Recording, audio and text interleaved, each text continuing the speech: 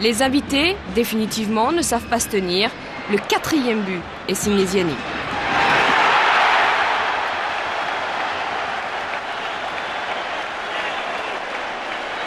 Cela dit, il est têtu le Fred. Petite alerte de Moldovan. Ça flotte un petit peu, ça relance mal côté toulousain. Et là, attention la classe. Darocha pour Carrière, centre en extension et conclusion.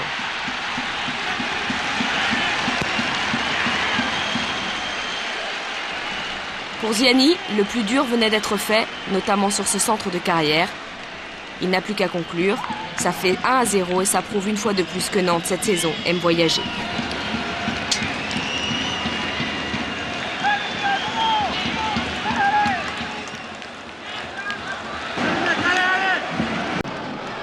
Mais Carrière, lui, a décidé de se déchaîner. Au terme d'une belle chevauchée, il va trouver la force de centrer pour Ziani. Là, c'est limite de la provoque. Une facilité déconcertante enveloppe ce ballon piqué, un lob imparable, un sourire malicieux. Et Nantes ce soir-là est 4e avec un match en moins. Autant dire que le titre de champion d'automne leur tend les bras. Et oui, à eux, les rescapés de l'an passé.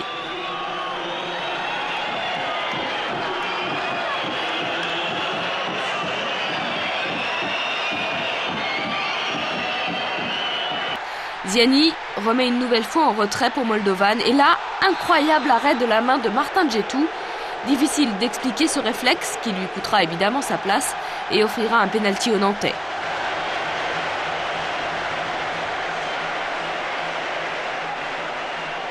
Alors, en l'absence de Monterrubio, c'est Ziani qui saisit l'occasion de soigner le goal average nantais. Victoire finale 3-1 en 2 matchs. Les jeunes insolents ont remarqué 8 buts au Prince déchu. Pas mal.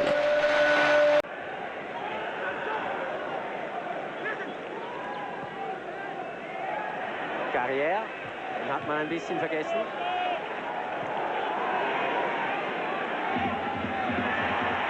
Ziani, oh, den lässt Rappo passieren. Ei, ei, ei, ei, ei. Ziani bringt Nantes 1-0 in Front. In der Goalie-Ecke wurde Rappo erwischt mit diesem Flachschuss von Ziani.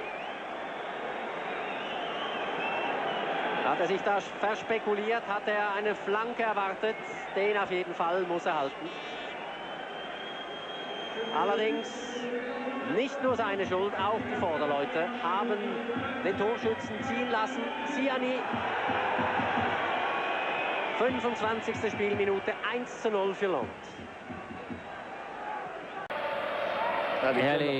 Allez Olivier, allez maintenant tout seul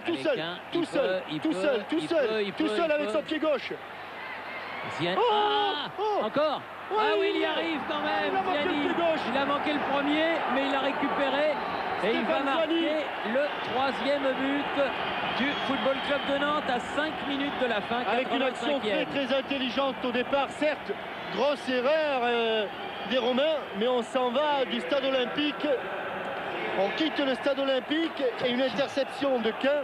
Ah, le réalisateur, il prend pas les ralentis très tôt, hein, Thierry. On voit juste la fin. Le loupé de Stéphane Ziani. Là, il a pu se refaire. Une petite réussite puisque le ballon lui reste dans les pieds. Alors on revoit Olivier Quin qui part. Stankovic ne le rattrape pas. Centre en retrait au point de pénalty. Ballon manqué du pied gauche, repris du pied droit. 3-1, cette fois-ci je sens bien la chose. Ah oui. Ça va bien la faire. Et ce qui serait formidable pour les Nantais, qui n'ont toujours pas gagné un match en championnat de France, c'est qu'avec 2 matchs de victoire, ils seraient en tête de leur poule avant de recevoir... On retrouve pratiquement les mêmes hommes une minute plus tard avec Darocha. Il y a Gillet en plus sur cette action.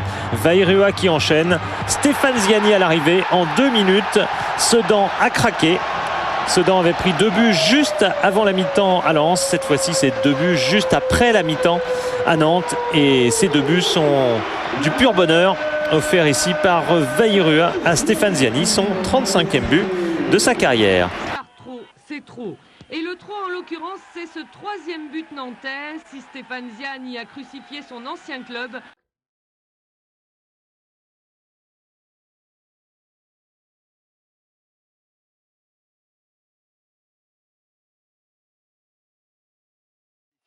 Au Paris Saint-Germain, ça fait 3, on le disait, 77e minute. On est maintenant dans le temps additionnel de cette rencontre. Les Nantais qui vont pousser jusqu'au bout, ballon décalé jusqu'au côté gauche avec Armand. Une première frappe, peut-être face à DU, elle est repoussée par Alonso sur son poteau. Moldovan se précipite, il se retourne le Roumain et c'est Ziani qui réussit à glisser son pied et à inscrire le deuxième but nantais dans les dernières secondes de cette rencontre. Mais le score final, c'est bien 3-2 pour Paris qui revient ce soir à 4 points de Lyon, à 4 points de Monaco, pardon, à 3 points de Lyon. Le Parc a chanté de longues minutes. Quant aux Nantais, ils se concentrent désormais sur les deux coupes. On écoute la déception de Michael Landreau.